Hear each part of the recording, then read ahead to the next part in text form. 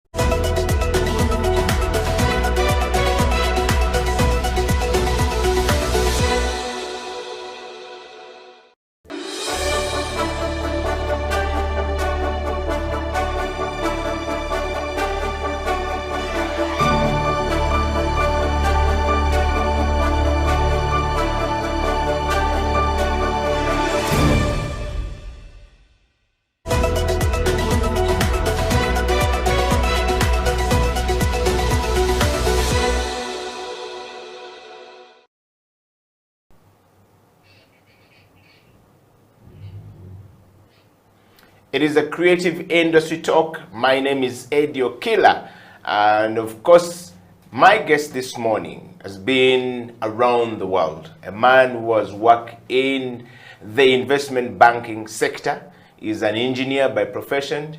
He is a ballroom dancer, the British 2015 champion of the ballroom dance. And of course, he's a creative thinker. He's a man who is trying to turn life of the farmers in northern Uganda around and trying to give them meaning creatively using energy, electricity created from food waste to useful stuff.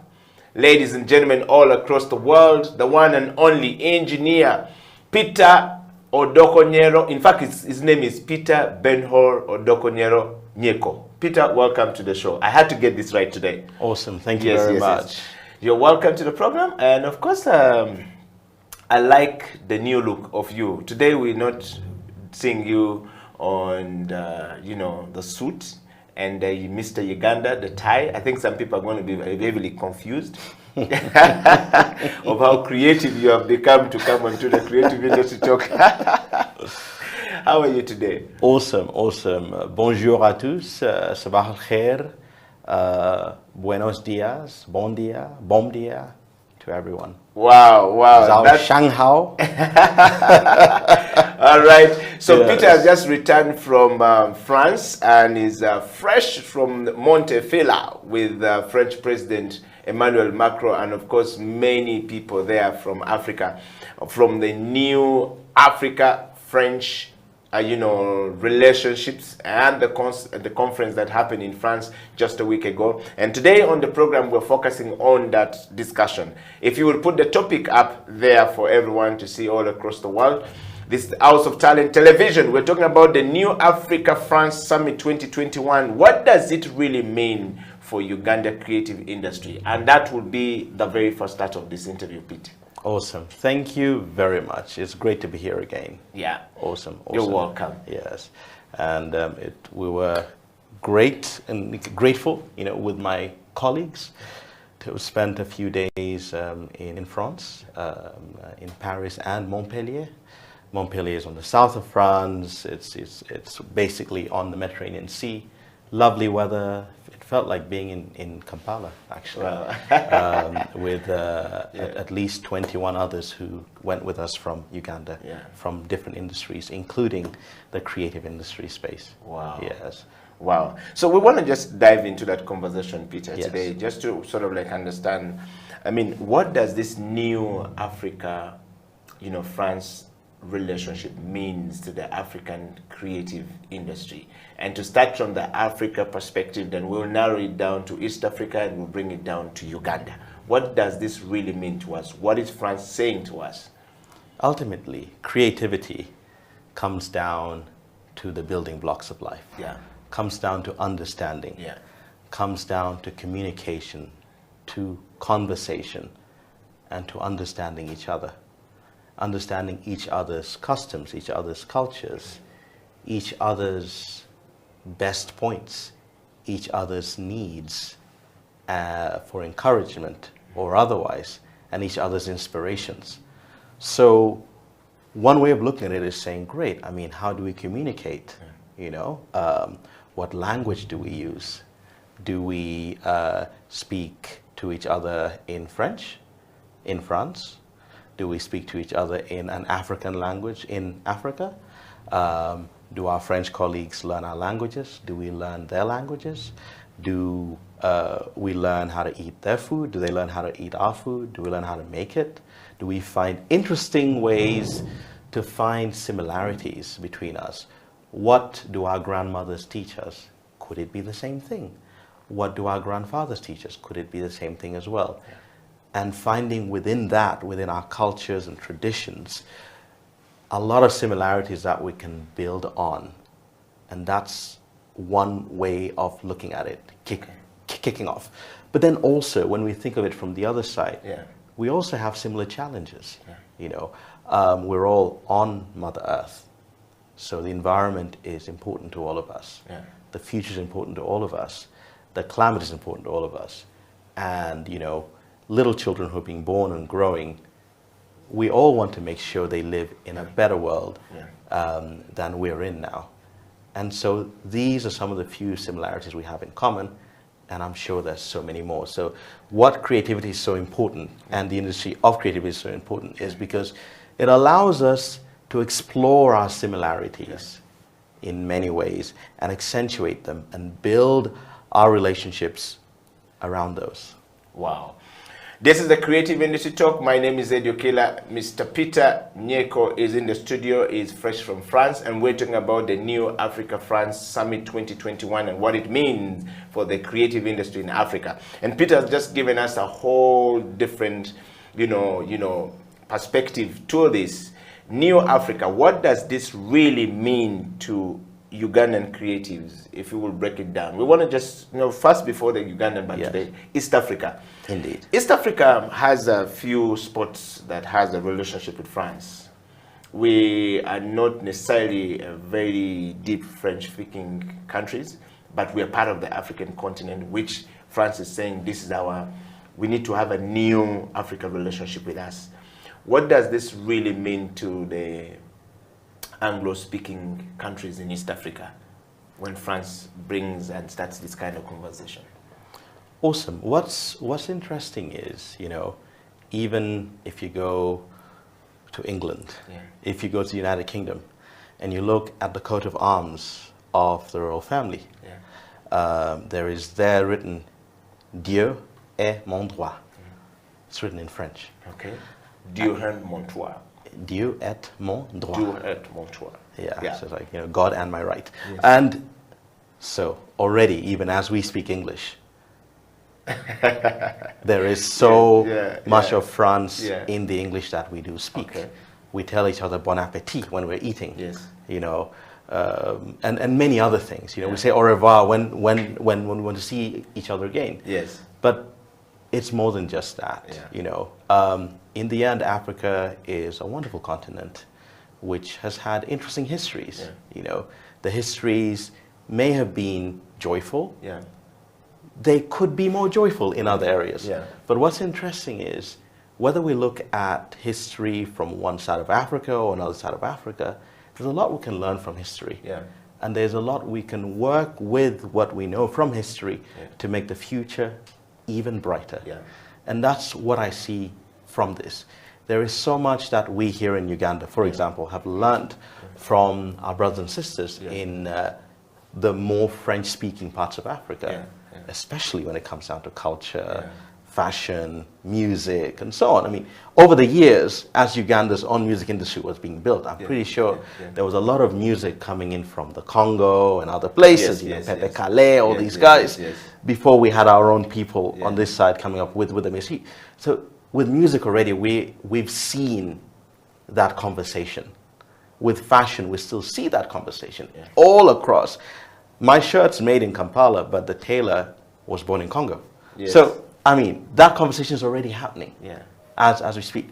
We just want to take that conversation deeper and let it flow both ways. There's also a lot from the East African way of doing things that can be shared on the other side as well.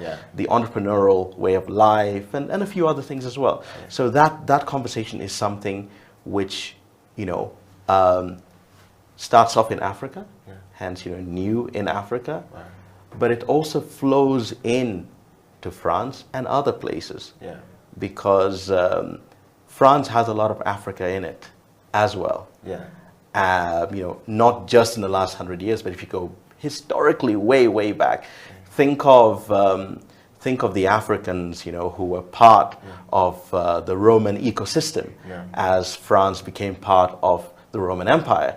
Think about the relationship going back, way back to those days, thousands of years ago. So it's not just 100 years.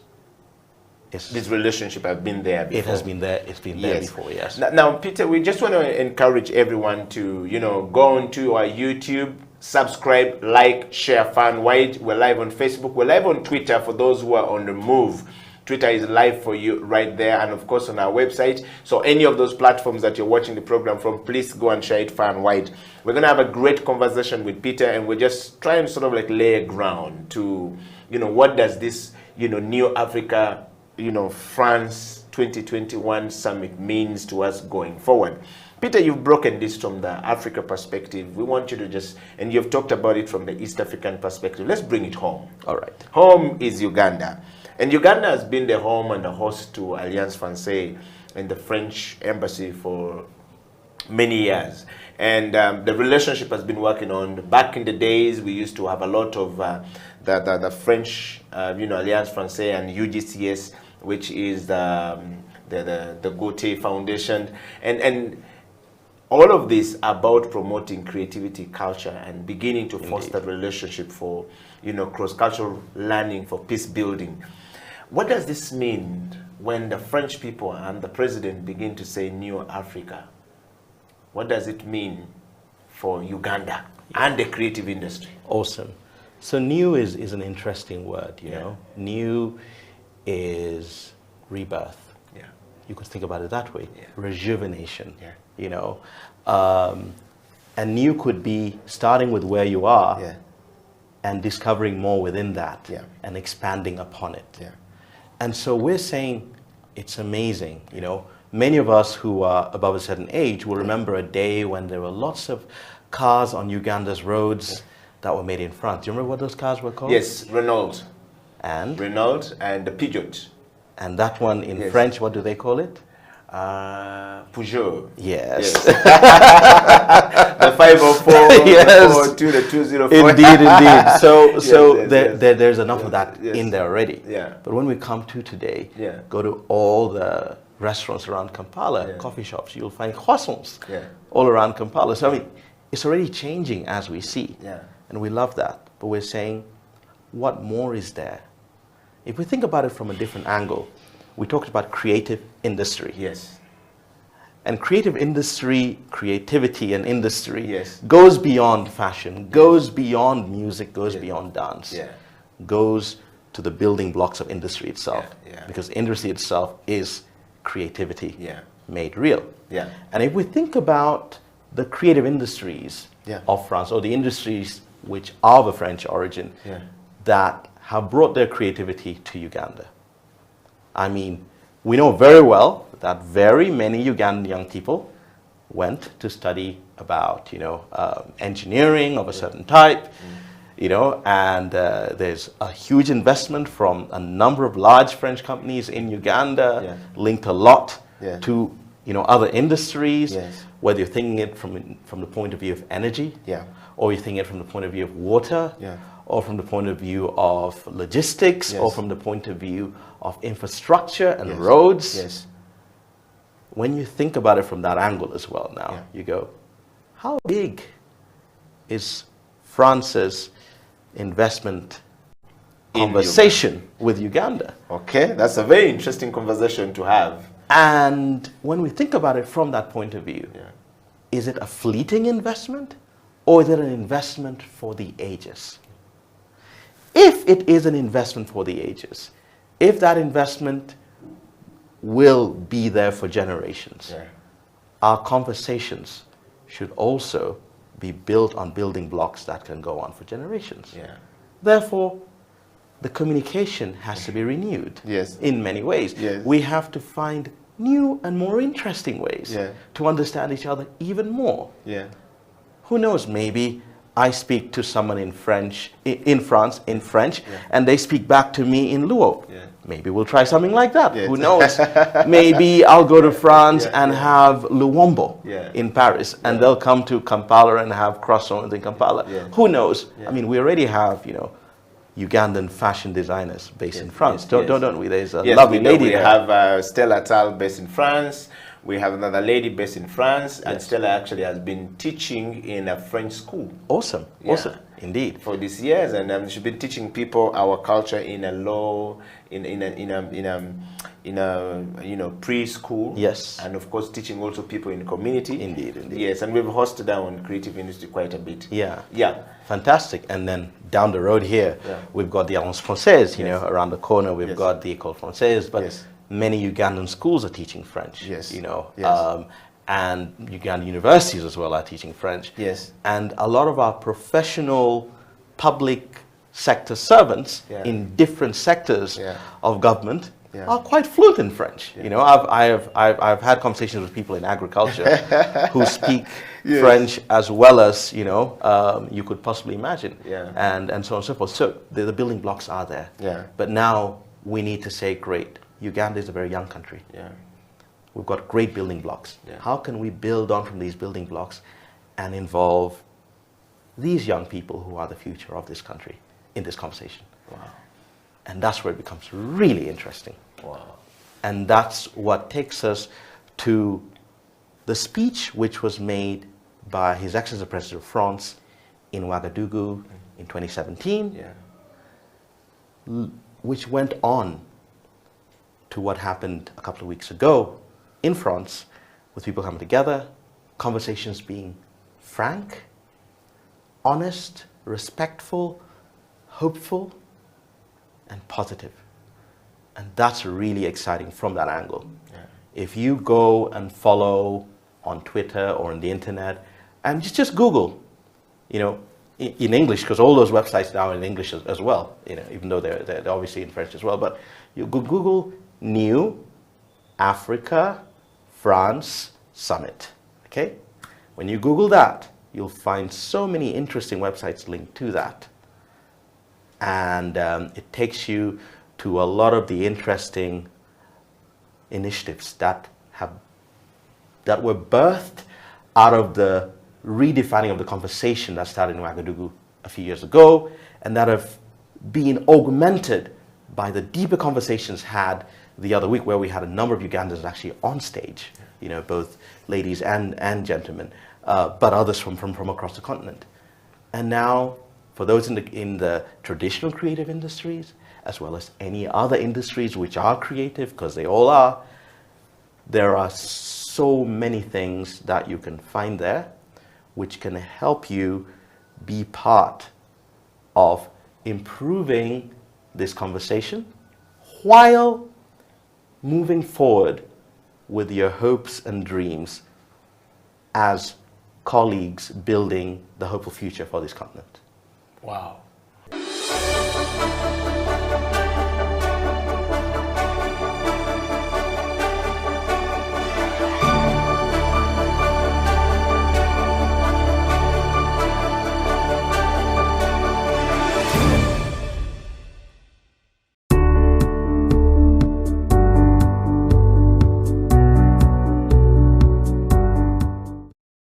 So to the people that have nominated me and those compliments that have come through, I'll be honest with you, it's extremely humbling. Yeah. Edwin, was it Edwin? Edwin in Germany, in yes. Germany, the one who mentioned that he has a nephew. boy in a refractory program. We've had another one. And right now I also have another one. There are many cases for me. So what went to universities when you're doing this? Yeah, I think for me, and that's what I tell my colleagues. I'm like, this is not what I intended to achieve, but this is a bonus that people come in, and then we touch points or areas that nobody paid attention to. Yeah. One of my friends, former students, had a brother in our program. Yeah. Brilliant young man. Brilliant, like super, super brilliant. He joined refractory, and the family came to us and said, "What are you doing, guys?" For the first time, this man is attending without coercion. Wow. For the first time, the level of focus is at a different level. Yeah. Like, okay. I was on a class, I facilitate some of the classes. Yeah. And this gentleman walks out to me and, reaches out to me online and says, "Michael, I want you to be my mentor." And the man opens up and tells me things. And he says, "You just don't know these 2 days what they have meant to me." And I'm like, what? In just 2 days? 2 days. Yeah. He said, "Stay focused." But the fact that he's still in the program means a lot. So for me, that's the fuel that I need to keep moving. I've told people that even if the grant runs out and we don't have money, if we have enough money to pay facilitators, that program will continue running. And so my appeal to people out there is that to keep running these programs the way we are running. Many of the talent that we have don't have the resources to pay for the value of the program. We see quite amazing talent. If I was to build this program, the market value, a similar program in Kenya goes for $1,500. We're charging about $1 million. For a term? For the 3 months. 3 months, yes. The 6 Which months. Is equivalent to a term. Yeah. Yeah. The 6 months or we don't charge. In university, yes. 6 months we don't charge. Yeah.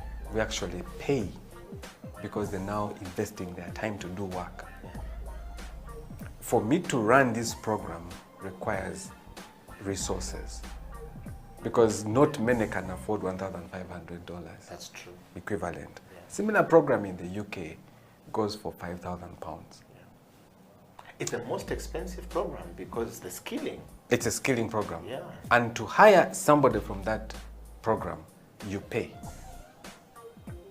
the institution because they have saved you a certain value. You get it? Yes. So, but because we are where we are, we keep knocking at different opportunities and trying to see, can we find more money? Can we find more money? And for me, that sometimes is a bit frustrating because you then don't focus on the things that are critical. Yeah. You are all the time, will I be able to pay salaries next year? Yeah. Will I keep the team? Yeah. But I hope we overcome this. And so thank you very much for nominating me.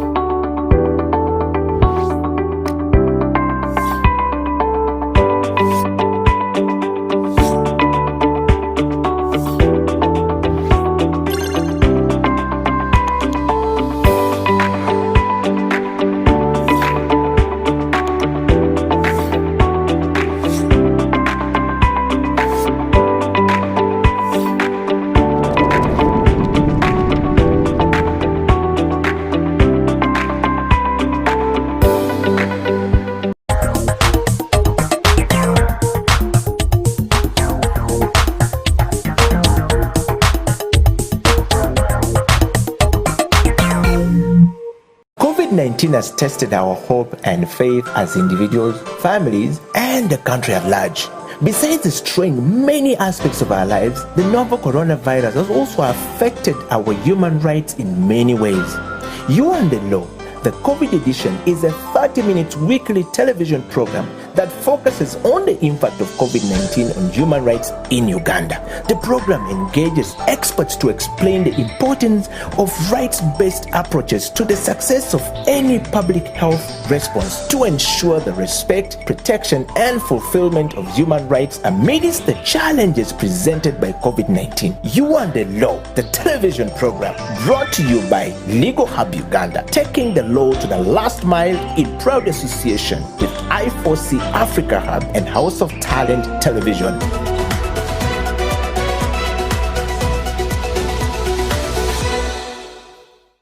There were so many interventions that were put in place.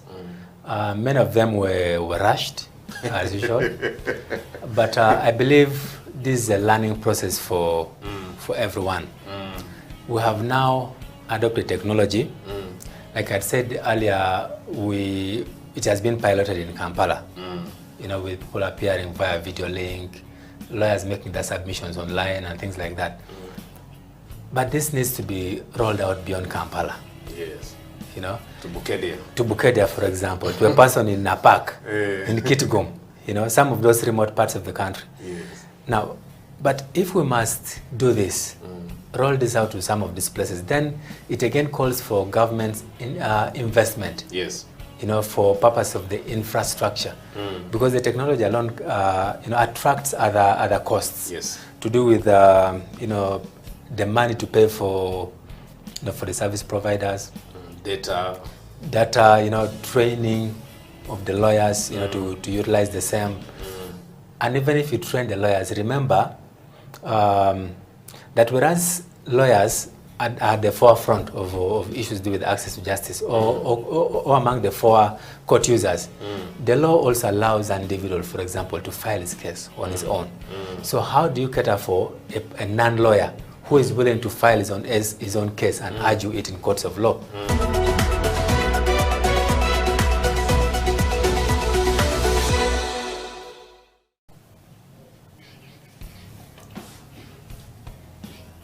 Hello viewers, welcome to yet another episode of You and the Law, the COVID edition here on House of Talent Television. As you should know by now, You and the Law is a program that is dedicated to unpacking the law, making you understand the concept of law, explaining to you how the law relates to your everyday life, and generally ensuring that we live a life that respects, that fulfills the requirements of the law. Today, in this edition, we are discussing COVID-19, which has been a series that we're doing under this program.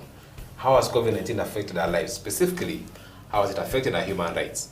And for this particular episode, we're talking about the effect of COVID-19 on the right to access to justice. What does access to justice mean to you? How has it been impacted by this virus?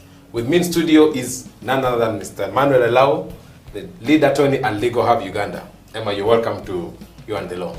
Thank you so much. I'm happy to be here. How have you been? It's tough time. Well, Pandemic hovering over our heads. How are you keeping afloat? well, the position has never changed. It's always been hard. We have never been considered essential workers this entire time. So as lawyers, I believe, just like the wider population, we have suffered together because we're all locked up at the same space, so nothing to do. I mean, we talk about the law and the work that you do at Legal Hub Uganda. Maybe you could just throw in one or two lines really about, you know, the thing that you do at Legal Hub. Thank you so much. Legal Hub Uganda is basically focusing on enlightening the people or educating people on issues to do with law. Yes. Because one of our slogans is that we want to take the law to the last mile. Oh, in this country? Yes. So quite whatever, ambitious, huh? yes, so whatever that takes, we are willing to put our lives on the line to ensure that the last person in this country at least gets basic legal information, and that's what pushes us as Legal Hub Uganda every single day. Yes. Later one I seated here. Yes. Some mistake. Yes. Yeah. So today we're talking about access to justice. I know that most of the work that you do focuses on enhancing access to justice in this country. Yes. But I thought we could start by understanding what access to justice is. How would you explain it? I mean, in You and the Law, we emphasize that we want to make the law digestible to any person. Whether Yes. it's a border rider, teacher, or farmer, anyone. So how would you explain access to justice in the most basic of terms? Well, thank you. Access to justice has 3 words, you know. Access, then to, and then justice. Yes. Now, justice, when we talk about justice, we're talking about how people, you know, resolve their disputes. Because in everyday life of any ordinary Ugandan, whether as a natural person, as a company, or anything, you realize that at any given time you're likely to have a dispute. Yes. Whether at the family level, at your domestic setting, or in business, in employment, or anything. Yeah. It could be land, could be anything. So, if we're talking about the justice issue, justice is applied to the disputes that people have.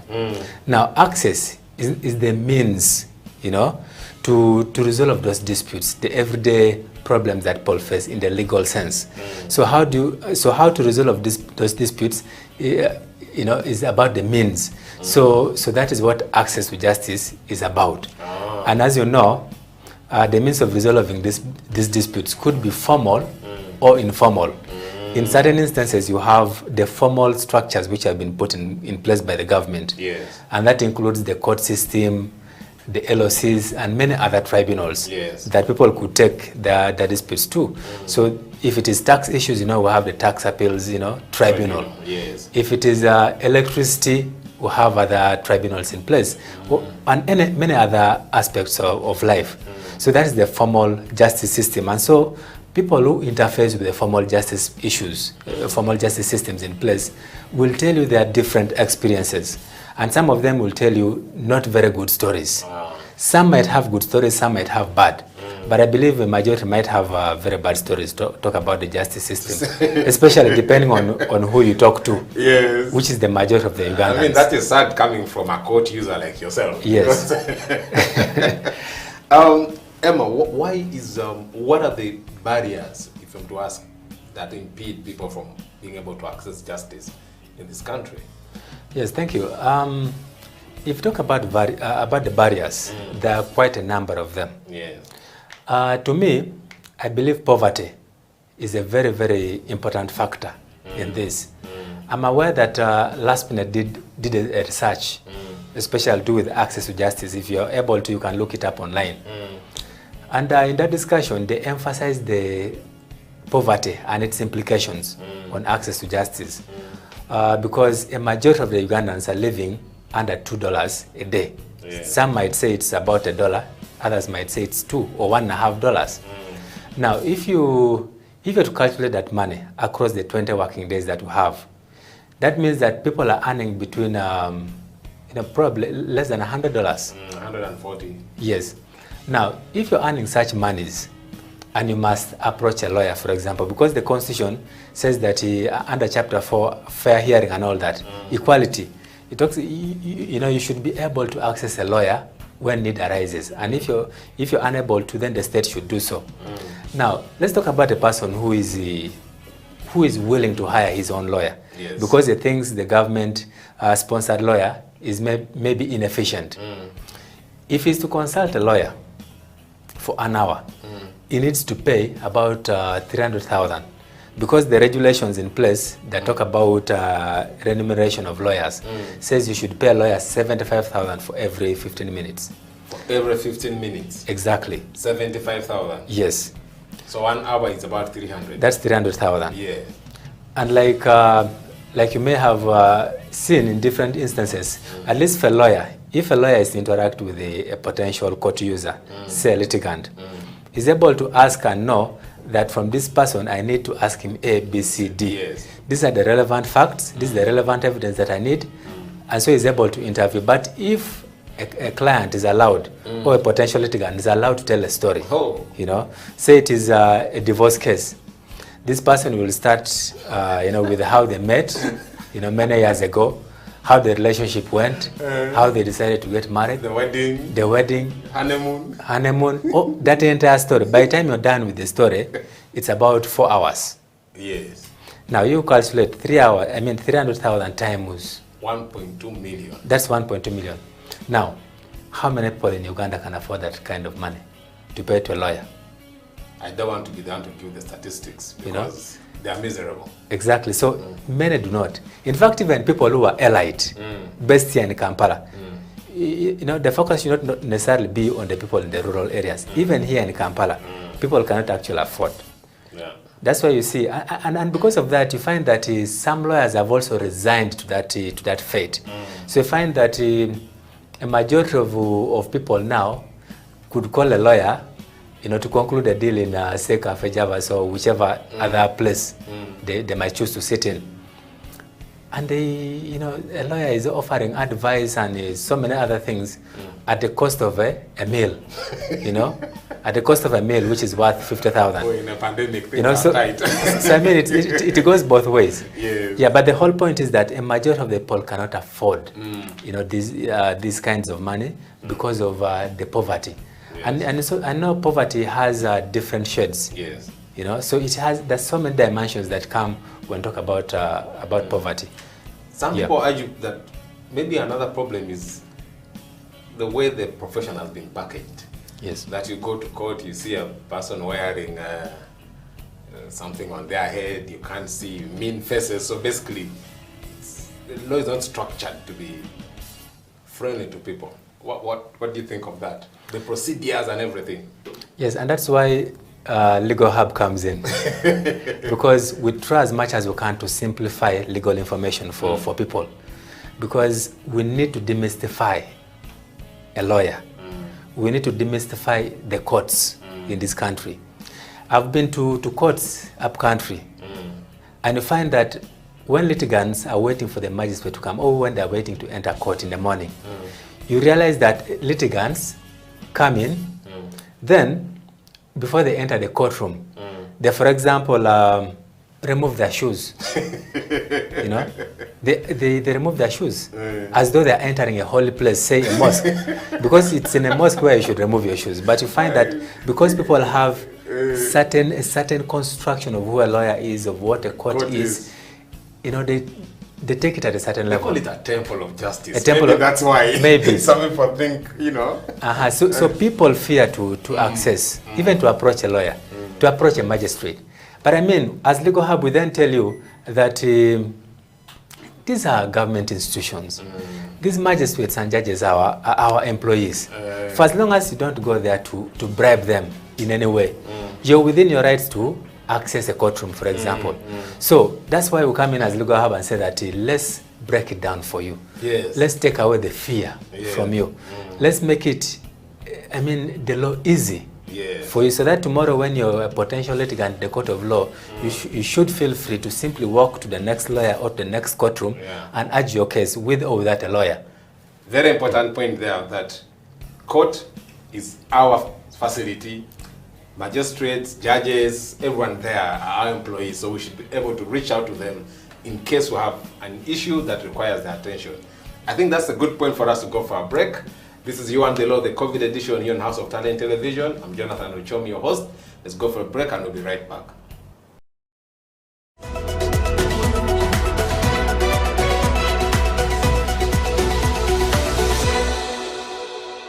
When it comes to the law, we basically live the law, you know, on a day-to-day basis, you know. Whether it is in your bedroom, there is a law that governs it. If you're married, for example, even if you're single, there could be something touching on the law, because you might be in your bedroom with an underage girl, or you might be with another person's wife, you know. All the things are the law, you know. If you're a human being, you have rights. Those rights are called human rights. They are examples: the right to health, the right to freedom from torture, that underscores human dignity, freedom from slavery. You're not supposed to be someone's slave. If you look at our penal code, it sets out another marriage laws. It sets out the persons who can marry and those who cannot marry, right? For example, you can't marry your close relatives. You know, if you did, you'd be committing a crime. The state is not supposed to tell you who to worship, how to worship, how many times a day. No, you have a right to work. A right to work. You have freedom of association. cohabitation for whatever period of time does not make you husband and wife, right? And that is why we emphasize to people that when the relationship is still hot, you know, you must ensure that you do what?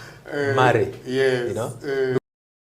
For human rights to be respected, protected, and fulfilled, relevant government programs must actually work. Medicine should reach hospitals, oxygen should be there, health workers should have gloves, teachers should be present. Now they are mostly absent, and they have left the profession, a good number of them. They are into trading.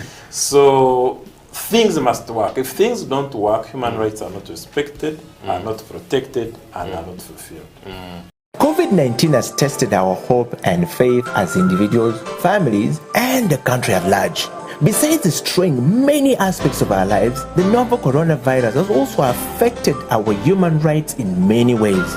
You and the Law, the COVID edition, is a 30-minute weekly television program that focuses on the impact of COVID-19 on human rights in Uganda. The program engages experts to explain the importance of rights-based approaches to the success of any public health response to ensure the respect, protection, and fulfillment of human rights amidst the challenges presented by COVID-19. You and the Law, the television program, brought to you by Legal Hub Uganda, taking the law to the last mile in proud association with I4C Africa Hub and House of Talent Television, coming soon.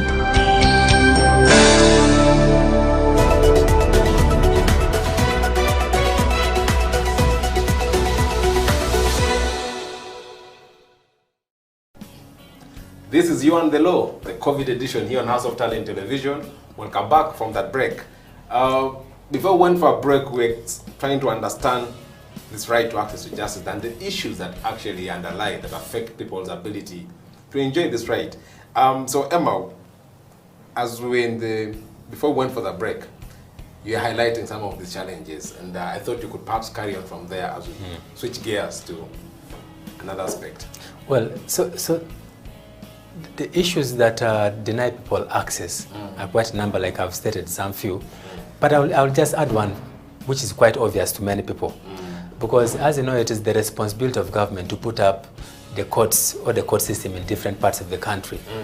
So you realize that until recently, the High Court, for example, was based only here in Kampala. Yes. And so that created issues of access. For example, if you're in Karamoja, how then would you come up to Kampala to file a case? Yes. I know with the issues of adjournments here and there, it was a bit difficult. Yeah.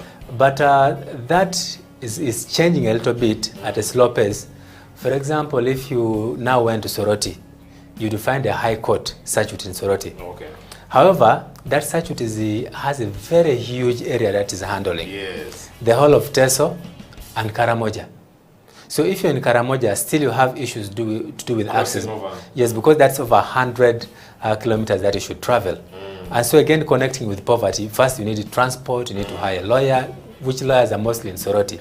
I need to come to Soroti to interact with the lawyer. So it creates some problems. And I'm aware that the Chief Justice has been advocating for more and more courts to be established in different parts of the country to ease access to some of these courts. Yeah, I mean, luckily for Karamoja sub-region, there's now a good road connecting Soroti and Moroto. Hopefully to help to, lower down the cost. So we need to switch gears a little bit and talk about the law. You've explained access to justice. But what gives it the force for us to speak to it as a right? Yes. Now, if talking about the law or the legal framework to do with the access to justice, we have different laws at different levels that cater for this. And so we have the international legal framework, and then we have the regional legal framework, and then we have the national legal framework, which is within the context of Uganda, closer home. Yeah. Now, to begin with, if you looked at the international legal framework, you cannot start a discussion without mentioning the Universal Declaration of Human Rights, or in short, the UDHR. Now, the UDHR, much as it was concluded before many countries in Africa gained independence, but because of the nature of the document and the fact that it contains many of the basic rights that persons are entitled to, both civil and others, you find that it's a very key document. And so, within that document, issues to do with equality and access to justice is very, very important, because equality and access can be used interchangeably in certain respects. Yes. Because if we talk about equality, that means that everyone has equal access to the court system, to a lawyer, to fair hearing, and things like that. And so that's one of the things which is emphasized within the UDHR. So whether you're a woman, you're a child, or anything, you can still have the equal protection of the law, including accessing the courts of law. Okay. Now, next to that, we have the International Covenant on Civil and Political Rights, Yes. the ICCPR, which is also a very, very important document when it comes to this discourse, because it also contains similar provisions to do with the law, and that includes equality still and access to justice. So everyone, again, as per these civil and political rights, is equal, and should have equal access, should have fair hearing, fair hearing in that if you're taken before a court of law, the person who is sitting as a judge should be impartial, not partial. Yes. If the other side, assuming it's a commercial dispute, for example, between two sides, if the other person is able to afford a lawyer, then you should also be afforded a lawyer. Okay. When it comes to criminal matters, for example, you see we have the state prosecutes cases. Yes.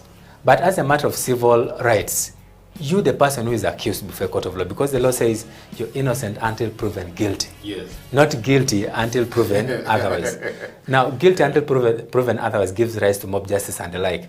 So because we want to avoid that, we treat you as innocent until a case is proven. So if you are facing a capital offense, that means that if you can't afford a lawyer, then we should hire one for you at the expense of the state.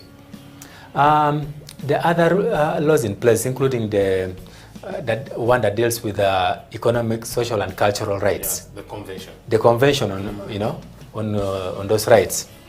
Of course, a debate could arise as to whether economic, social, and other rights can be justiciable in courts of law, whether you can litigate based on that. In Uganda, if I may talk about our context here, there's been a bit of litigation on economic aspects. And we have seen courts in the past, not just in Uganda, but other places as well, saying that this is a political question. You cannot... courts cannot interfere because it has issues to do with resource allocation. Yes. If you want to put a hospital here, government must allocate resources. Yeah. If you want to put a road, if you want to build a court, it has cost implications. So courts have been shy to enter into this. Keyword is shy. Yes. Yes. But I believe this is going to change with time, and so these rights will be emphasized in courts of law as well. Yeah. Can you then switch maybe to a little bit of our context, Africa, whatever? Yes. Any frameworks along those lines? Thank you. So if you coming back to Africa, we have a very important instrument that caters for these rights. And this is the African Charter on Human and People's Rights. Yes. This is a very important instrument to us because it caters to the African context. Why do I say so? Many people have lauded this instrument because it, for example, emphasizes issues to do with the family as the basic unit of society, as opposed to other international instruments that talk about the individual as the basic unit of society. But it's a whole debate which we may not go into in terms of access to justice. But if you looked at other parts of this instrument as well, it emphasizes equality and access to justice. Same issues to do with fair hearing, So that's a very important aspect. Okay. I need to now us to move home because how are we doing as a country in as far as providing for this right? Yeah. So if you come back to Uganda, in our context here, you realize that the first major law that we shall be talking about is the Constitution of Uganda of 1995. Now, in the Constitution of Uganda, this being the supreme law, if you look at the first articles, power belongs to the people, the constitution is supreme, and any other law which is inconsistent with that constitution is null and void. So, if the Bible that you subscribe to or the Quran is inconsistent with the constitution, then the constitution will take precedence. But of course, again, we can't get into that debate because St. Paul's feelings might be injured. Temperatures could rise. Yes. So we can avoid that. Yeah. But the whole point is the constitution is supreme. And if you look at it under chapter 4, it emphasizes the rights of the people. It tells you that the rights are inherent and not granted by the state. That means that you're born with certain rights. Yes. The state doesn't give you. It talks about the right to fair hearing. Yes. The right to fair hearing is a wide concept.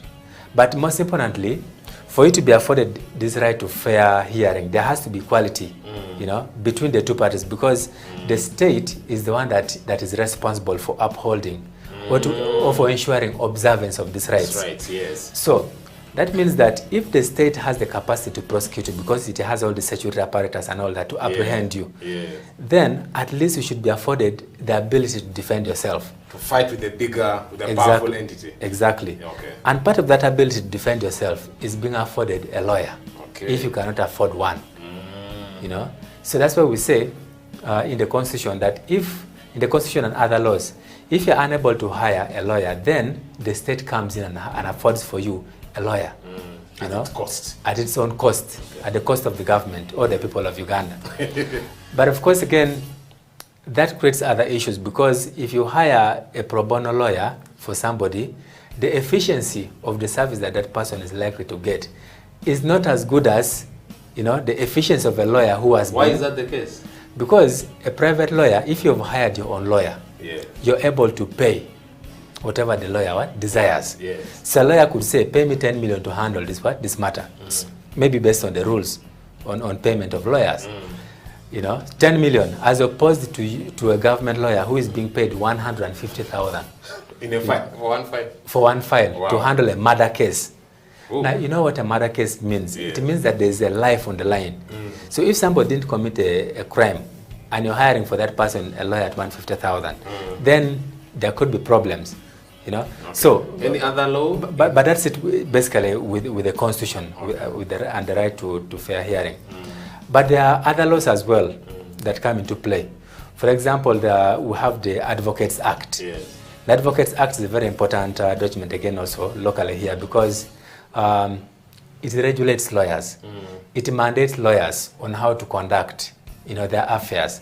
There are other regulations that arise from from the Advocates Act. For example, those that deal with pro bono. Yes. Pro bono is basically a free service that every lawyer is mandated to do, But as to whether lawyers actually take up those hours or not is another matter for. But at least the provision exists. Yes, but the law exists, Okay, and lawyers should be upholding it. Okay.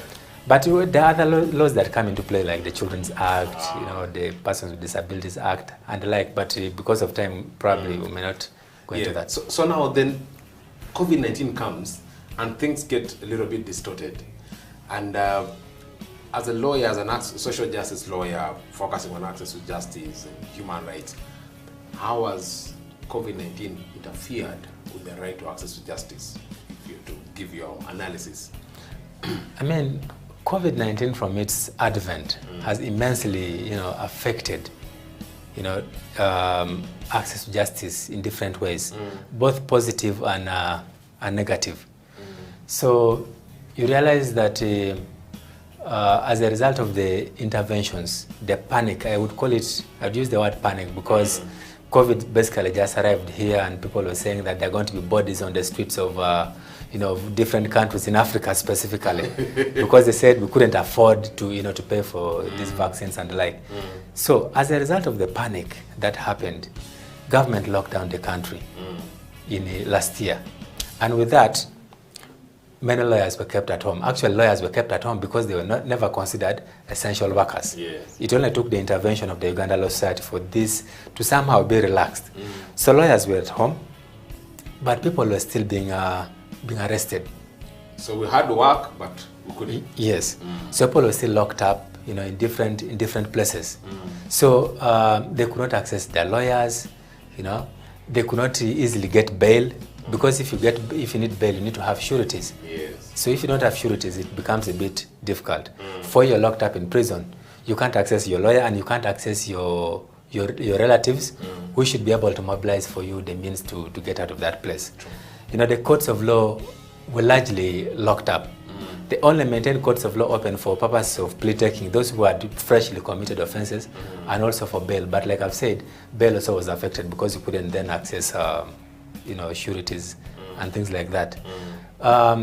Again, because of movement, even if government tried to introduce technology to address issues of those that needed to get bail, for example, the technology that we're talking about is mostly in Kampala because they're trying to pilot it here. How about still experimenting? Yes. How about a person who is in a court in Soroti or in Gulu? Did he have the same ability to get out and argue his case for bail? That is if they have the MBs. That's if they have so that created a problem. So on top of the poverty that we had already talked about as an issue to do with access to justice, on top of poverty, on top of the distance to courts, on top of people's ignorance, now you have a lockdown which created all these other scenarios and therefore making it very difficult for people to access justice. Yeah. So essentially you're saying everything that was done sort of had that effect. But then we need to understand some of the government measures that were put in place to curb down the spread of COVID-19, but also understand then your assessment of how did they try to protect the right to access to justice. Yeah. Because government was busy giving out food and everything, are there any measures that you think were actually specific and were aimed at protecting this right? Well, the government tried to embrace technology. Yes. But technology also comes with its own weaknesses, like I highlighted. Because then, what would happen is that whereas you have technology, some parts of the country could not access this technology. For example, for people to do the needful so as to access justice. So that became a very major challenge, and also an intervention. But also, how do you reconcile the fact that you have LOCs in some parts that should be addressing certain issues, but they were unable to convene because of the SOPs that were in place. So this created a bit of challenges here and there. People say that some of the things government did, like getting people out of prison for some cases, was commendable. I don't know what your view. Well, I think that was also a positive thing that government did, because we all know that there's a problem of congestion in our prison system in this country. So by releasing some people, I think that was a positive, because in as much as it doesn't address the bigger problem in terms of congestion, which might need the construction of other prisons, but at least it lessened the burden on the already burdened system. Of course, coupled with the government's efforts to when to say that no more arrests should be conducted, especially for those that violate curfew regulations. They should basically pay money and go home, as opposed to going to prison. I mean, that also raises other justice issues, because talk about access, they have the means to actually pay the fine. But maybe that's where we'll pick on this conversation. We here today with Emmanuel Lau from Legal Hub Uganda to examine how COVID-19 has impacted the right to access to justice. Let's go for a short break and we'll be right back.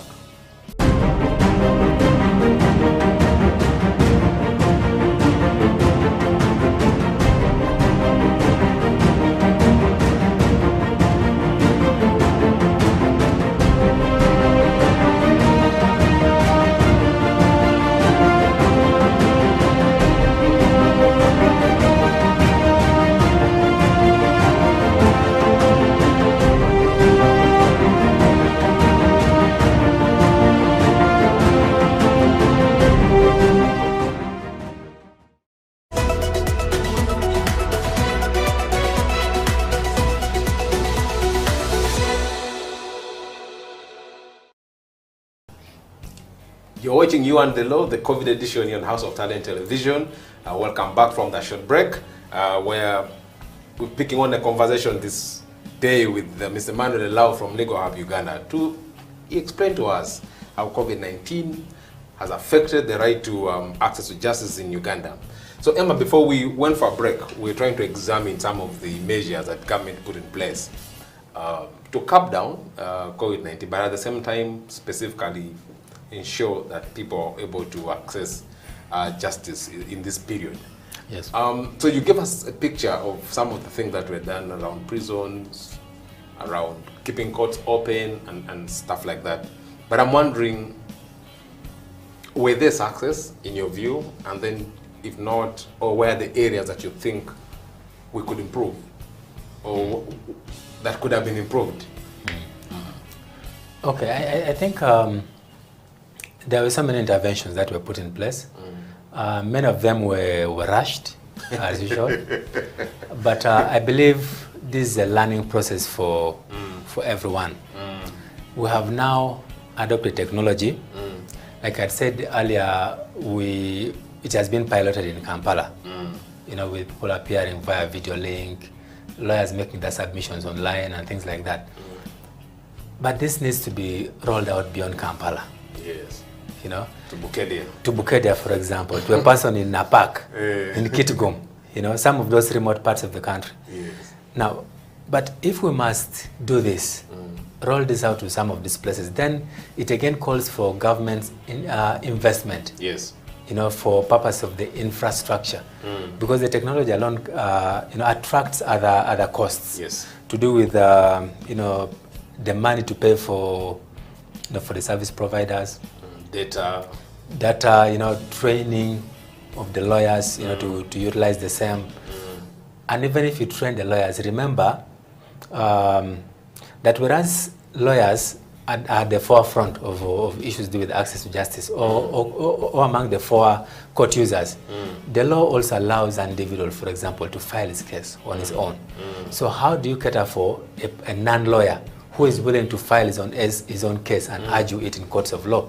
Because just a few days ago, the judiciary was training lawyers on the usage of the new technologies, systems that have been put in place.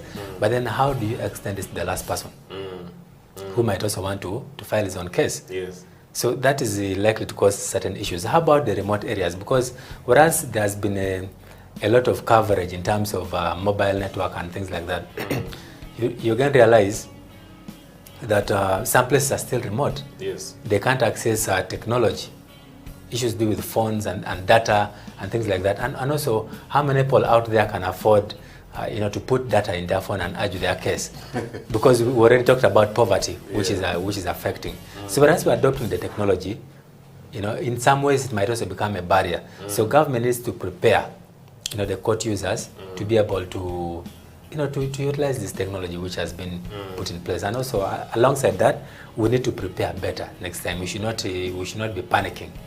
We should not be locking up lawyers and consider them non-essential. Because in the first lockdown, we're all together. Yes. Second lockdown, when it came up, we all stayed at home while our litigants were in prison and other places.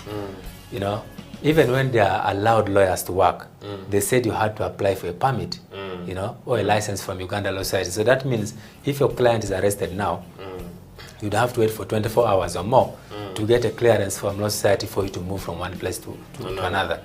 And yet lawyers play a critical role. So I think government should not downplay the role of the lawyers. They should be left to work. They should be left to assist the people, because crimes, you know, are still committed even when people are in lockdown. Yes. You realize that there was a spike, for example, in domestic violence cases. True.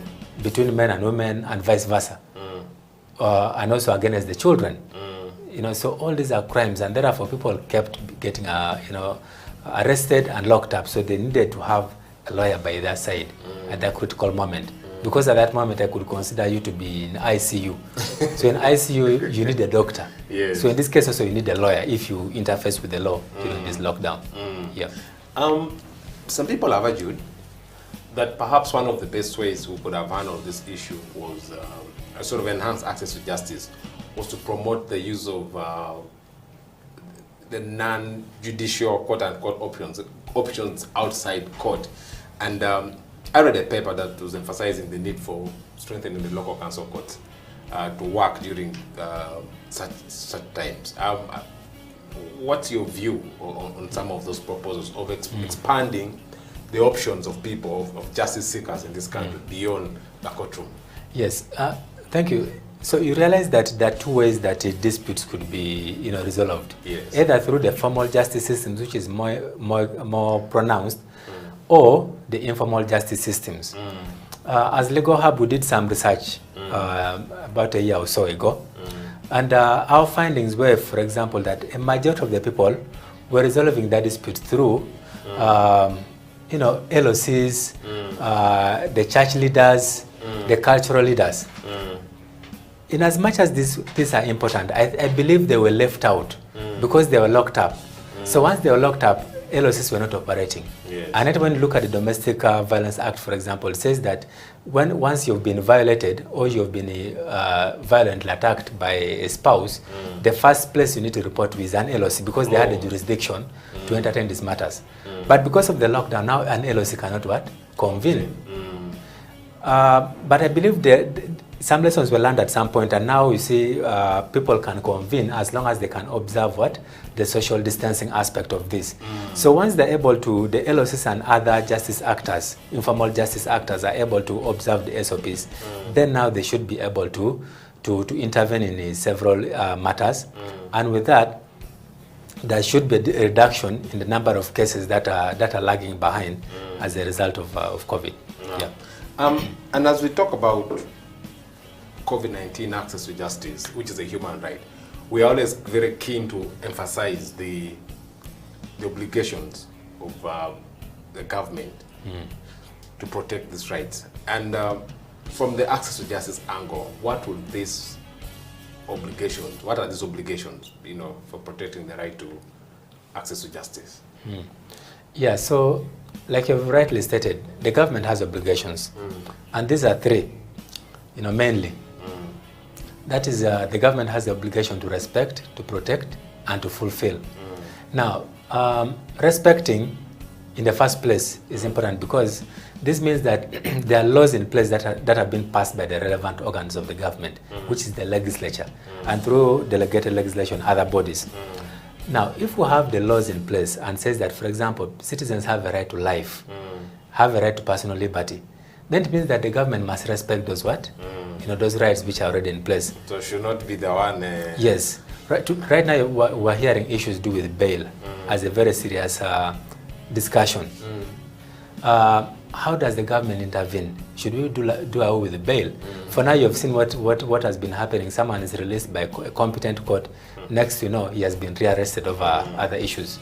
And then to protect and then to fulfill. So government has a very critical role to play in ensuring that all this happens in all the ways that they should. Okay, you're really focusing, rather highlighting very important aspects that I think all stakeholders need to be aware of, especially in the context of protecting this right. Like, what do we need to do, and what does who need to do to ensure that people's rights are protected, specifically the right to access to justice, which is perhaps one of the biggest justice problems in this country. So Emma, as we come to the end of this program, what are your parting shots? How do we move forward as a country in the next maybe 30 seconds as we bring this to an end? Well, I think we need to prepare better for the next potential pandemics that could occur. We can't rule out a possibility, so we need to prepare better for all those potential eventualities coming in place. We need to embrace technology. We need to sensitize our people, and that's why Legal Hub comes in, so that we ensure that people have at least some basics when it comes to the law, so as to enhance their own access to justice. Thank you. The point has been made and it's very clear. We need to respect people's rights. We need to educate people about their rights. We need to invest as a government in the necessary infrastructure to protect access to justice, especially during pandemics like this. With that, viewers, we'll come to the end of today's episode of You and the Law, the COVID edition. I've been your host, Jonathan Ochom, and we've been having Mr. Emmanuel Ela from Legal Hub Uganda. Next time, we will talk about another right that has been affected by this pandemic. So continue watching House of Talent Television to know what that is. Until then, bye.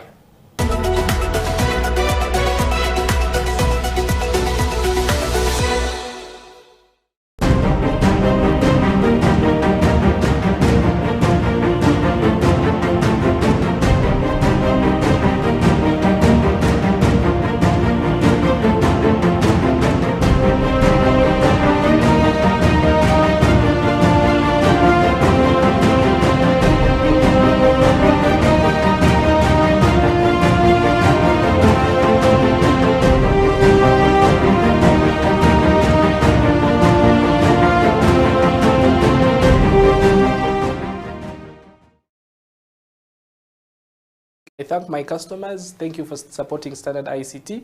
Please always look out to us in case of any solutions that you need. But I also thank the entire audience. Thank you for watching me, and I hope to be back here maybe next time so that we can try and break whatever we've discussed into more detail so that people can be able to understand. Wow.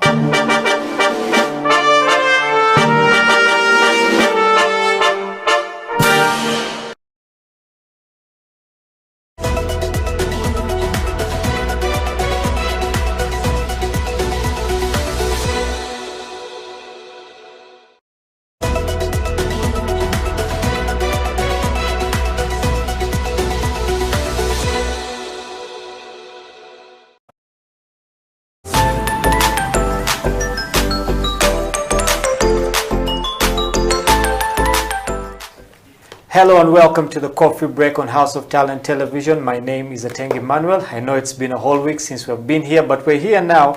So grab your cup of coffee, grab your book, grab your pen for those who like to take notes. And we're going to have a very great show today. Remember, you can always catch us on our social media handles, on Twitter, on our Facebook, and on our YouTube. You can also catch us on our website at houseoftalentug.com. Now, today in the house, we have a man who has been here before, and due to public demand, he's back again. You know, he's a very wise barrister. He has been around the coffee game for a while. He has been into some research. He has been into barista competitions, and he'll be telling us, you know, more about that. And the best thing about him is that he's a very down-to-earth person. He's a very humble guy. Ladies and gentlemen, welcome with me, Chiganda Ibrahim, back to the Coffee Break. Ibra. Yes, please. How are you? I'm okay. How are you? I'm okay. It's very good to have you back. I'm very, very happy. It's been a while. Yeah, it's been a while. What have you been up to, basically, you know? I have been working on a lot of things. Yeah. Yeah. On station, Yeah. some small field work. Okay. Trying to design some few projects for myself. Yeah. Yeah. So are these things like top secret? You can't let us know. Yes. You want us to wait, you know, Yeah, till you it have comes to out? wait until the right time. Yeah. And we are really cooking something new. Yeah. Yeah. Interesting. Well, I really, personally, I can't wait to see what you have in store for us. Yeah, sure. Now, I know that you have an SCA certification. Yeah. So I wanted to ask, how does one get that certification? And after getting it, what does it mean to you as a barrister to have that certification? Okay, the SCA certification, it was like a chance for me. Yeah. Like luck. So there was a group that so much into coffee. It's like a coffee platform. Yeah. And there was this link that was moving around. So like, let me try it and see. So I applied, and luckily enough I was called under a company, World Coffee Bar. So we had a trainer from Nairobi, one of the authorized SCA trainers. So we had to take up the course and get done. We did exams and I passed. Yeah. Yeah, that's when I got the certification. Yeah, so what kind of training do you guys do in this course, and was it different from the training that you already had before that? No, it was almost the same, only that it was more of an advanced skill. An advanced course, yeah. So it was basing on sensory skill and green grading, of which you first acquire the basic quality control skills. Okay. Then you go ahead and advance. Yeah. Yeah. So you talked about, you know, someone coming in from out to basically take you guys through the course. Yeah. So don't we have also people in Uganda who can take us through the same course? Do we need to go outside to bring people in? I think we have potential people. Yeah. Like qualified Q&R graders, if I'm to say. But I think this is an organization, the SCA, Specialty Coffee Association of America. So they have to send an authorized trainer within that kind of organization to come and train. Yeah. So do you have any future goals of maybe also becoming a trainer with the same? That's my goal. I want to be the first SCA trainer in Uganda. Yeah. So what is it going to take for you to get to that level? It's all about connections, making friends and reading, practicing. Yeah, that's all. Well, I hope you made enough friends, you know. Yeah, I've made a lot of friends. To get to that spot. Yeah. You're now working at the Coffee Wild Bar, and how long has it been now? 2 years. 2 years. Yeah, so before you got a job there, what were you doing in that period? Before Wild Coffee Bar, I was doing some, it's like a support staff with the Uganda Coffee Development Authority. Yeah. So we would go and brew coffee to people like in different regions. Yeah. I've been to Mbara, I've been to Kasese, I've been to Movende, I've been to Kagadi, I've been to Jinja, I've been to Mbale. Yeah. Yeah, so I've been helping out with some UCD officials Yeah. to carry out the promotions and trainings. Yeah. Yeah. So now you get a new job at the Wild Coffee Bar. You know, how has it been for you? Transitioning from traveling all over the place to being at a station, At a you know, station. in one place. You know, how's the experience been for you? Well, it was a new experience for me because Yeah. I was so much involved into traveling. Yeah. Then I was like, okay, let me see what really happens at the station, because I believe at the station this is where you meet each and every person, Yeah. like in one station. Yeah. Yeah. Yeah, so you talked about, you know, traveling all over Uganda. Which was, you know, your favorite destination? One that you can't forget. Pardon? Yeah, your favorite destination. You said you've been to Mubende, Yeah. you've been to Masaka, all these different places. So in your experience, you know, which was the best place you ever went to? Fort Portal. Why was Fort Portal the best place? Among other things we can talk about, you know. Fort Portal, it's a very cool place. Yeah. Now it's like a city, it became a city, and it's growing at a very fast rate. Yeah. Yeah, it's more of a tourism city. Yeah. Yeah. Very nice food, cool environment. Yeah. Yeah. There's I love something, Fort I Portal. believe there's something you're missing out there. I thought you'd have said, you know, good environment, the ladies out there. But by the time I was in Fort, I Yeah. think 2 weeks back, Yeah. I was in Fort. Actually, it was my first time to be in Fort Portal. Yeah. So I had a limited time to move around, but the time that I really had Yeah. was really so amazing. I can see it from your face. So you're planning to go back to Fort Portal on your That's own, you know, just yeah. Well, that's amazing.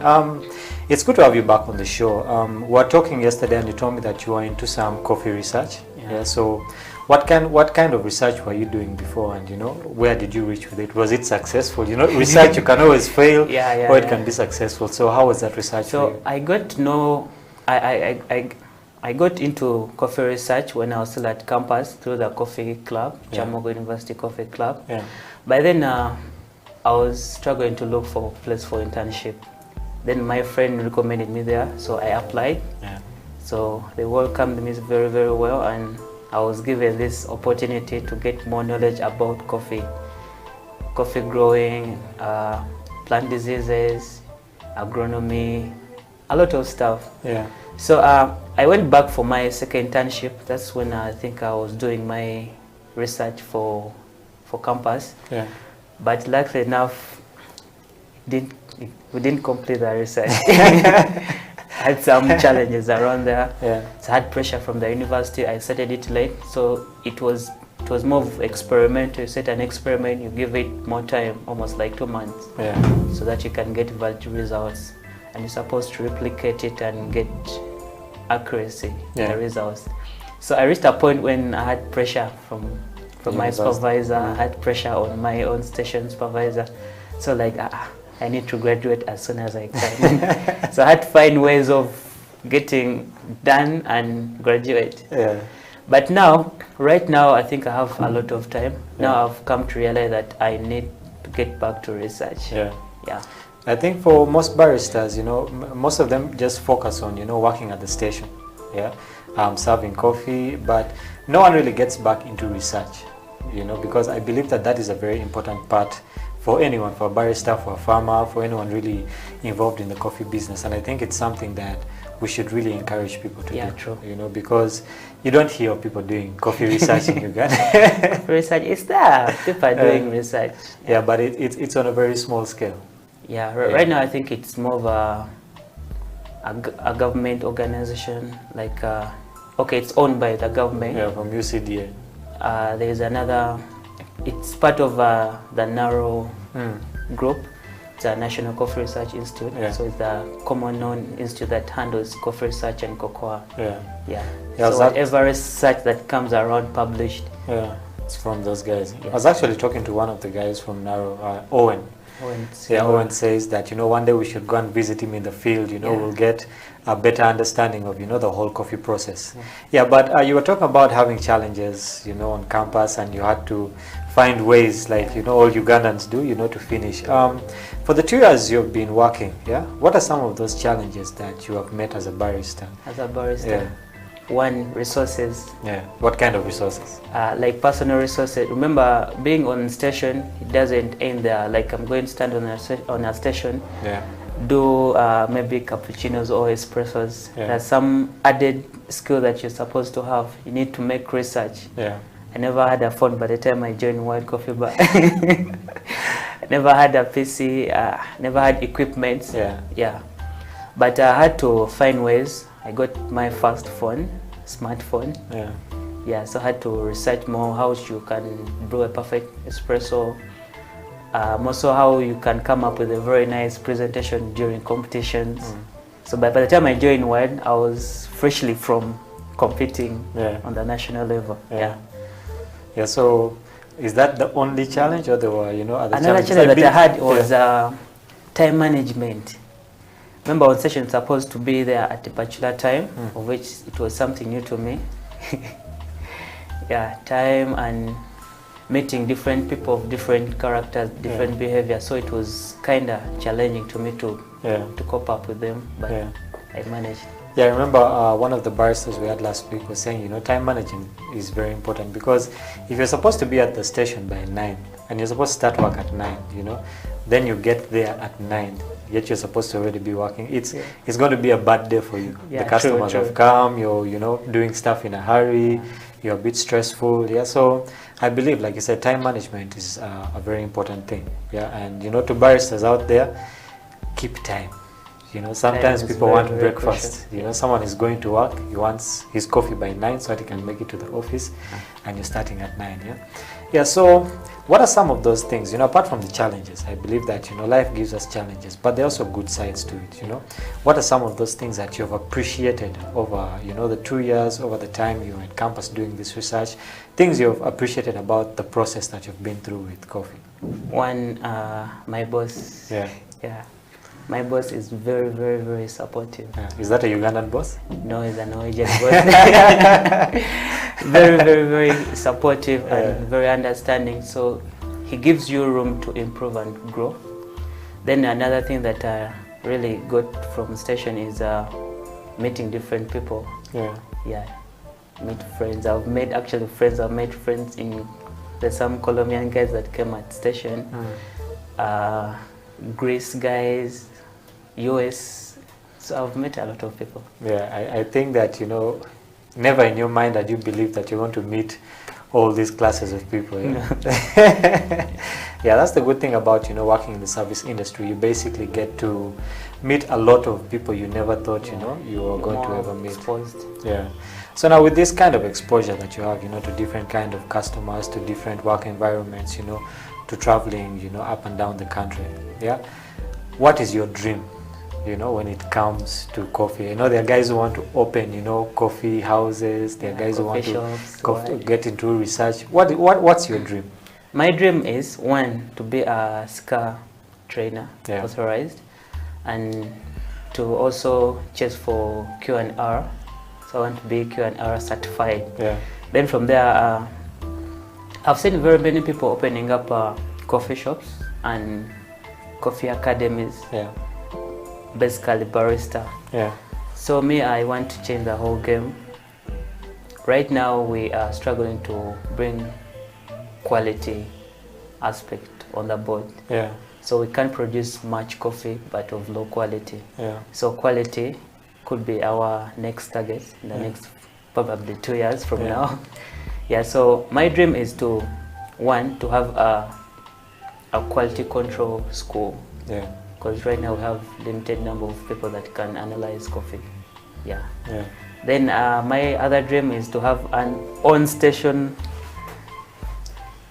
lab, science lab, on the farm. So where you can do small research, can do small analysis, probably soil, water, micronutrients, acidity, pH, temperature, so that when we are processing coffee, we can measure all the parameters on the farm rather than picking samples. You go to maybe Kawanda or you go to UNBS, you measure the breaks. So That's my dream. So we only have you and BS and Kawanda at this time, you know, to help us with that process. Yeah, they can help, but I think it's when most people approach them. That's what I believe. Yeah. But if we construct a fully equipped state-of-the-art science laboratory on the farm, Yeah. it's more easier. Yes. Yeah. So with that plan in mind, okay, what are some of the steps that you're taking right now to make sure that you get there? Because it's one thing having a dream. Yeah. It's another thing, you know, working towards that dream. So what are some of those steps that you are taking to get there? One, getting done with a certification, both SCA and Q&R. Yeah. So I believe within that process, you're able to meet different people that can support you in the other way around. Yeah. Then can also liaise with the national bodies, Yeah. like UCDA and National Coffee Research Institute. Yeah. Yeah. Okay, that's interesting. Well, ladies and gentlemen, we're going to take a break right now. But before we go for the break, when we come back, we'll be talking about how the different stakeholders in the coffee business can basically help to improve the business. We have with us here Ibrahim, who will be telling us this. Very wise guy, very down to earth. We'll be right back after this. This is the Coffee Break on House of Talent Television.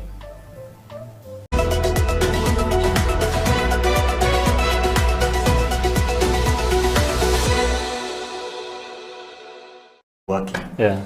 But first of all, if you're passionate about what you're going to do, Yeah. I believe in all work we do mistakes. So my first experience at work was when I reached at work. You know, you have to be confident when you're doing something. Even if it's wrong, in our industry, you have to be confident. Once you're confident, you give support of it. Yeah. So my first cup to make was for a customer, and I made a mistake on it because the waitress came and gave me a cappuccino single. I made it and gave it to her. Then she told me, no, the guest wanted a flower on it. I could not make a flower. So I said, what I've given you is what is supposed to go. I cannot make another cup of coffee. Yeah. Please take that to a customer. If he calls me, I'll explain why. So that's how I started. Yeah. But to me, when you love what you're doing, even when you make mistakes, Yeah. still you will support that mistake, Yeah. and it will go out. Yeah. So I have love for the coffee, for the industry. I have love for what I'm doing, and when I'm on the station, trust me, I don't want anyone to disturb me. Yeah. Even if you are the boss, Yeah. once I'm in my bar, it is my turn. It's your I area. wait for my shift to get done, Yeah. then you can bring me a coffee. Interesting. If you're watching us, this is House of Talent, the Coffee Break. We are having some fun with Isaac and Charles here. You know, Charles telling us about his first experience, and he was supposed to make a certain cup of coffee, which he did not do. But these are the different experiences that we have. So if you're a barista and it's your first day on the job, relax. You got this. Have some confidence. We have you here at the Coffee Break, and we're going to take a break right now. But when we return, we still have that part of we're going to brew a cup of coffee, which I believe is going to be very tasty. And we'll also be talking about how can we set up a successful coffee business, which I think very many people are trying to get into right now. So we'll take a break right now. This is the Coffee Break on House of Talent Television.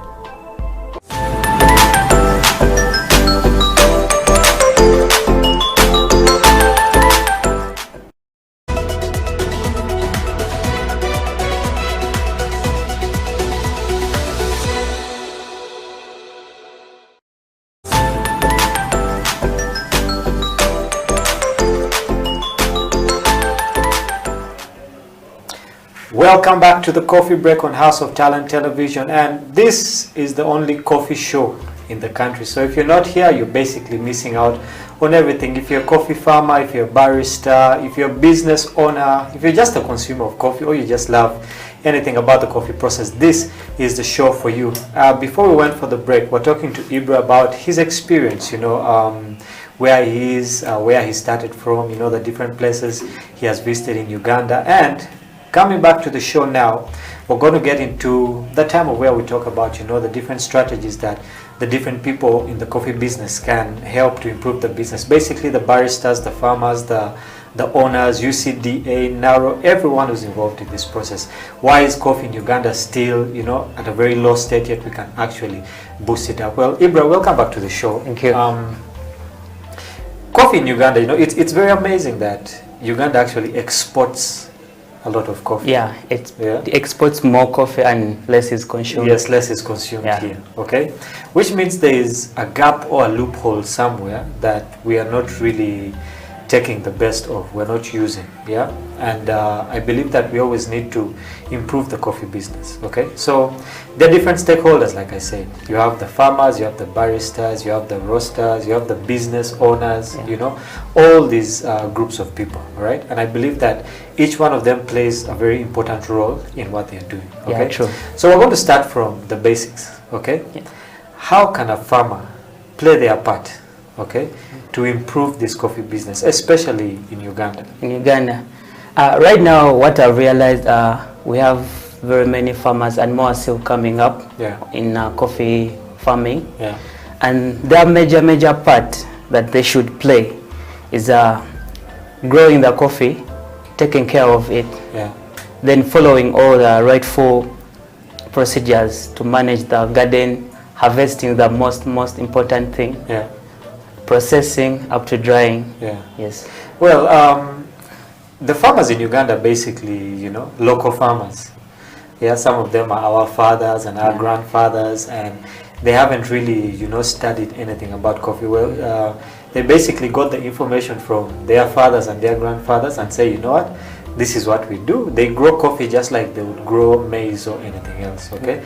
They don't have all that information. So how can these farmers get information that will basically make their yield better and, you know, the type of coffee farming would actually grow? How can they get that information? So this is one way actually I've realized, since we have now other participants in the coffee value chain, I'll talk about the government itself, because it's one body that's trying to encourage farmers to grow more coffee, because we have a target to hit. Yeah. So I'll talk about the UCDA, which is the main body that oversees coffee operations in Uganda. So they have really tried so hard to provide enough services to the farmers, starting from how coffee should be planted, how coffee should be harvested, and how coffee should be processed, to how coffee should be dried. At least they have done their part. Now it's upon the farmers to put all the services into consideration so that you can have a very good quality cup. So imagine I'm a farmer, okay? I have known that, you know, this is the way we do things and there is no changing it. And let's say you're working in the UCDA, okay? And you have to come down and convince me, like, you know what, you need to change, okay? Otherwise, we're not going to go anywhere. So as an official of UCDA, let's say, okay, how would you convince me, a local farmer, to change my ways so that I can be more valuable to this, you know, coffee process? Okay.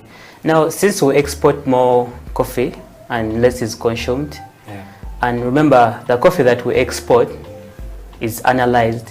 So once it's bad coffee, it will have to be rejected or sent back. So now the thing starts back to the farm. So as me, an UCDA official, I'll come to you, show you how coffee should be handled.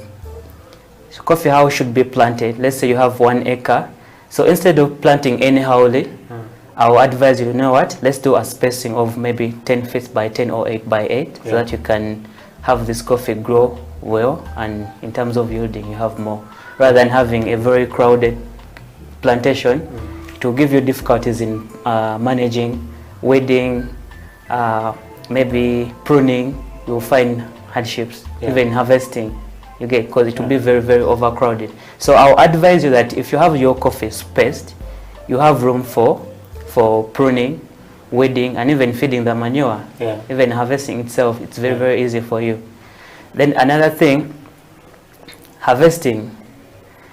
When you harvest the whole coffee, maybe most farmers have been using stripping method.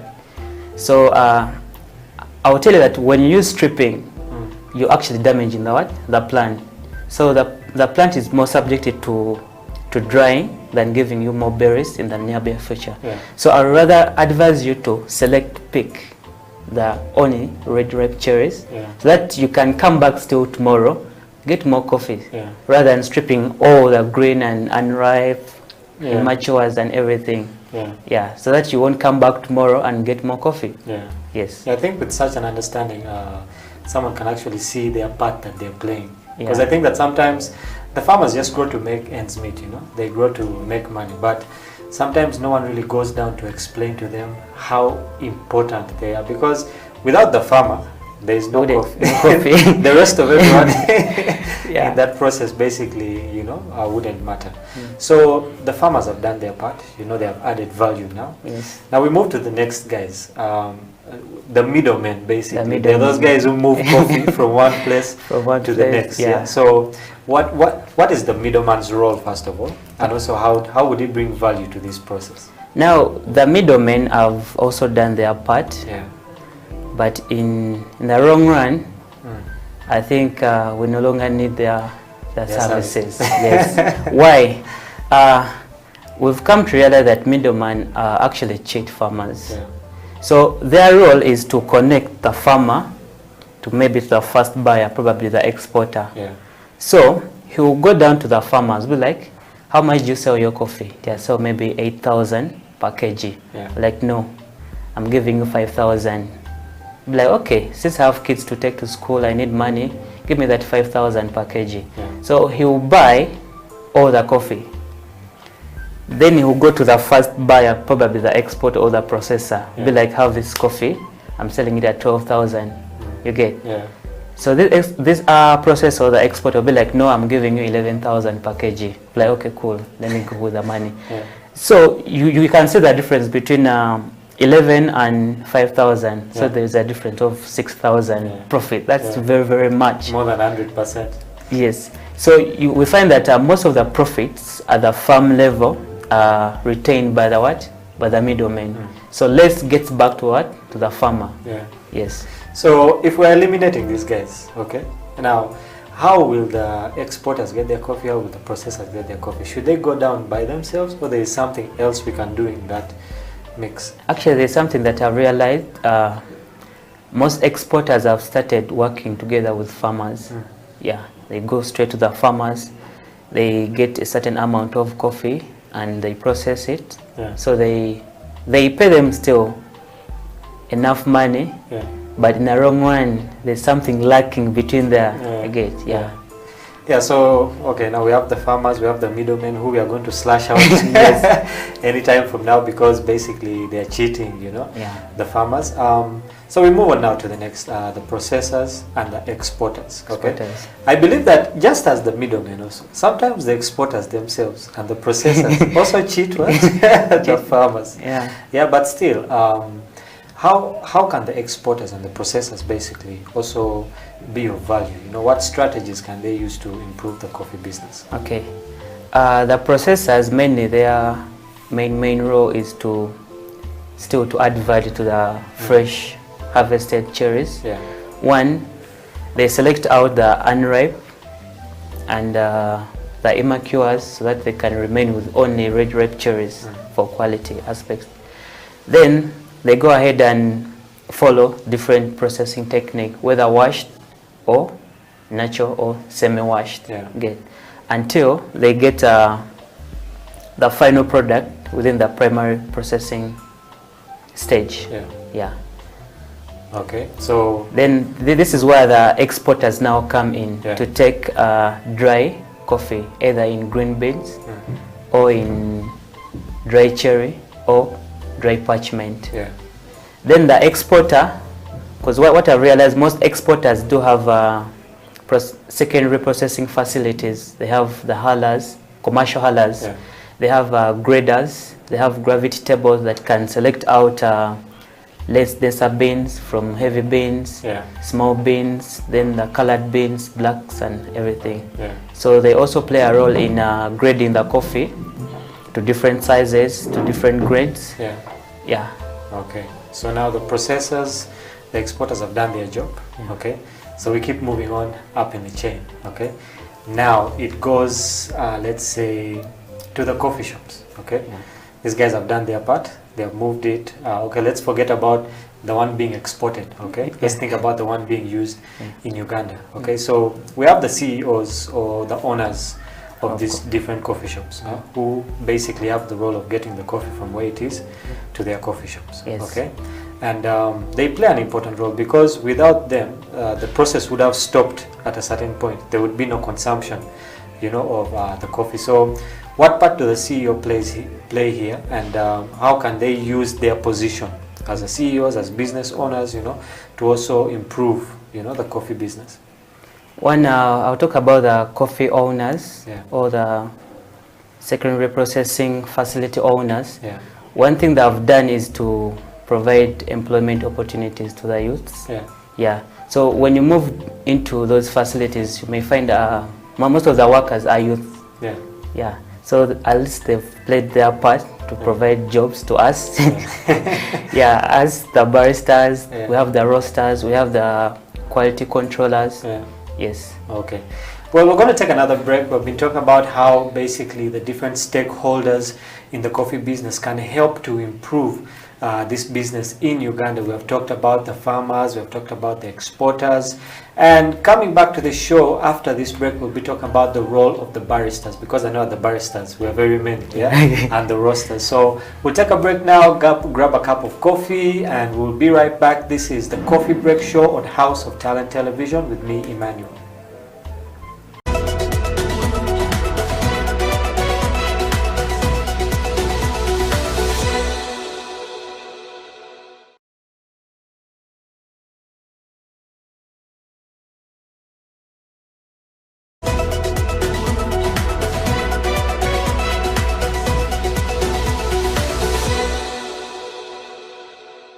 So I used to love the way our barista used to present his cups. Yeah. For example, one day he presented some nice coffee. It was a cappuccino, very nice, presented.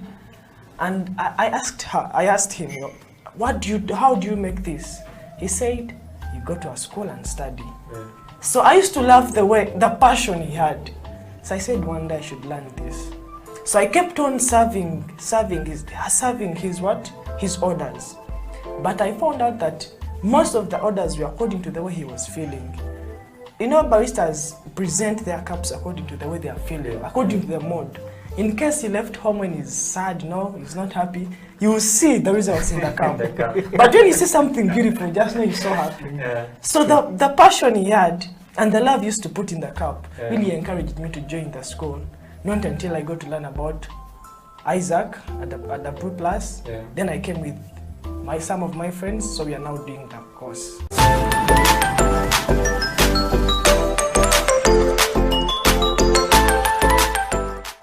Young people at the moment are struggling to understand the older generation because times have changed. Technology has come in. They've moved on. Yes. We're the ones sitting back and wondering, what is my child on to? TikTok has surpassed WhatsApp. The other one I call, I never call it Facebook, it's Bookface. Why are you on Bookface? Dad, it's Facebook. Yes.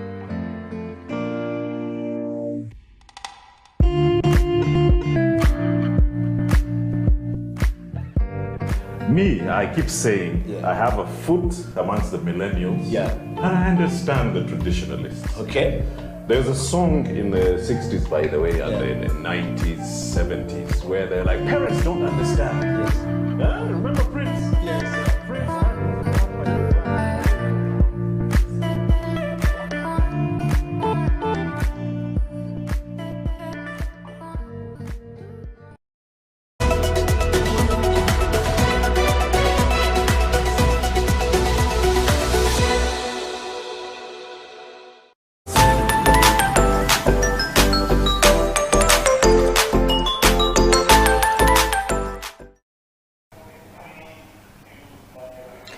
Welcome back to the Coffee Break on House of Talent Television. Remember, you can always catch us on our Facebook handle, on our Twitter, and also on YouTube, on our website at houseoftalentug.com. Don't ever miss the show. If you're a coffee enthusiast, if you love coffee, if you're a CEO, if you're a farmer, wherever you are in the coffee process, basically, you're very important to the coffee industry, and we need you to take this coffee game to a whole new level. Before we left off, we're talking about how the different stakeholders in the coffee business